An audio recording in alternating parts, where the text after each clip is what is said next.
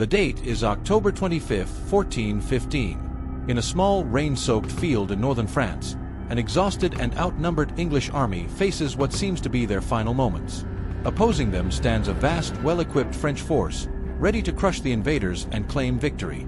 But, in one of the most extraordinary twists of medieval warfare, the tide would turn in ways no one expected. What could possibly make a small, hungry English army triumph over a French host of knights and noblemen? Why has the Battle of Agincourt, more than 600 years later, continued to captivate historians, military strategists, and storytellers alike?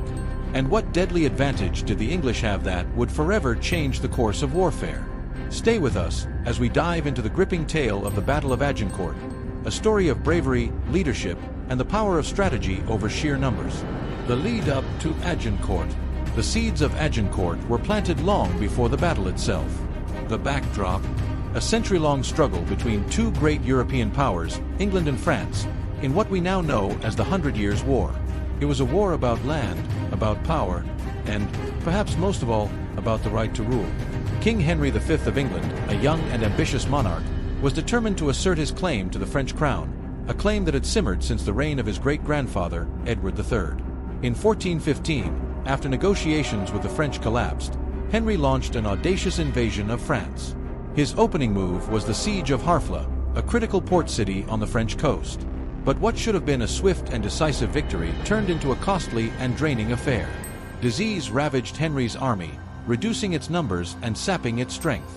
Dysentery, exhaustion, and hunger were relentless enemies. After finally capturing Harfleur, Henry was faced with a fateful choice: retreat to England, with his army diminished and his campaign in ruins, or press on, defying the odds. True to his character, Henry chose the latter. He ordered his men to march toward Calais, a bold move that would soon lead them straight into the jaws of the French army. Setting the stage, the terrain at Agincourt would play a decisive role in shaping the battle's outcome. Imagine this: a narrow field, flanked on both sides by thick woods. Recent rains had turned the earth into a sea of thick mud, making movement difficult for even the most seasoned soldiers. For the French, heavily armored and relying on cavalry, the terrain was nothing short of a nightmare. For the English, it would become a crucial advantage. On the eve of battle, Henry's situation seemed hopeless. His army was outnumbered. Estimates suggest the French force was at least 3 times larger. The French had the home advantage, superior numbers, and knights who were among the most skilled warriors in Europe. And yet, Henry knew that there was more to winning a battle than just numbers. He had a secret weapon up his sleeve, one that would tip the scales of this historic clash.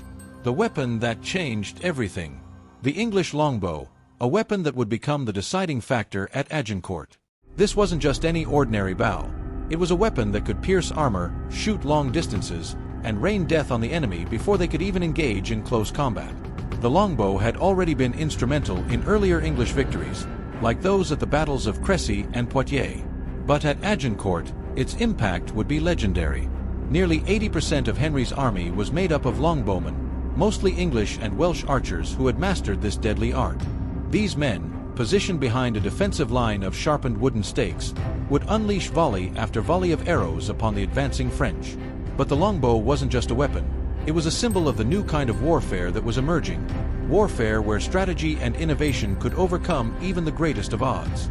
The battle begins. At dawn on October 25, 1415, the battle began. For 3 tense hours, the two armies stared each other down, with neither making the first move. The French, confident in their overwhelming numbers, were in no rush.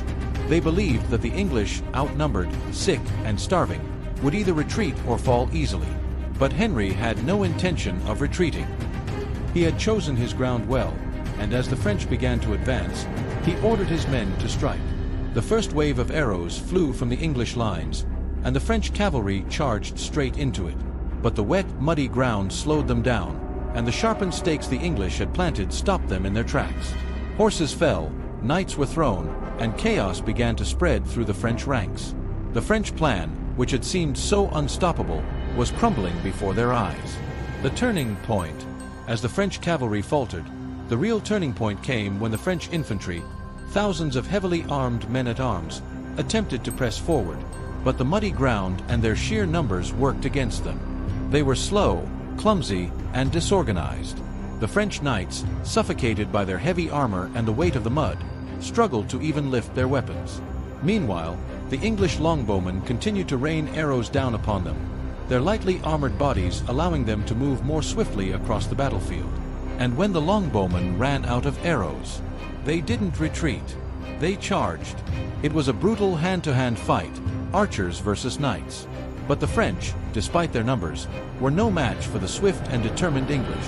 One by one, the French soldiers fell, overwhelmed by the relentless English assault. Aftermath and legacy. When the dust finally settled, the scale of the French defeat was staggering. Thousands of their finest soldiers lay dead, including many of France's leading noblemen. Estimates suggest that over 6,000 French soldiers were killed, while English losses were shockingly low, fewer than 200 men. This wasn't just a victory for Henry V. It was a victory that would echo through the ages. The Battle of Agincourt solidified Henry's claim to the French throne and forever changed the course of the 100 Years' War. It was a triumph of strategy over strength, of leadership over numbers. But perhaps most importantly, it was a victory that would inspire generations to come. Agincourt became more than just a battle. It became a symbol of the underdog, of how courage and determination can overcome the greatest of odds. For Henry, the victory at Agincourt was a crowning achievement. He returned to England as a hero, a king whose leadership and vision had not only saved his army but had altered the course of history. Against overwhelming odds, Henry V and his men changed the fate of nations. Their story, immortalized in the annals of history, continues to inspire us today. So, what do you think? Could you have stood on that muddy battlefield, facing the French knights as the arrows rained down?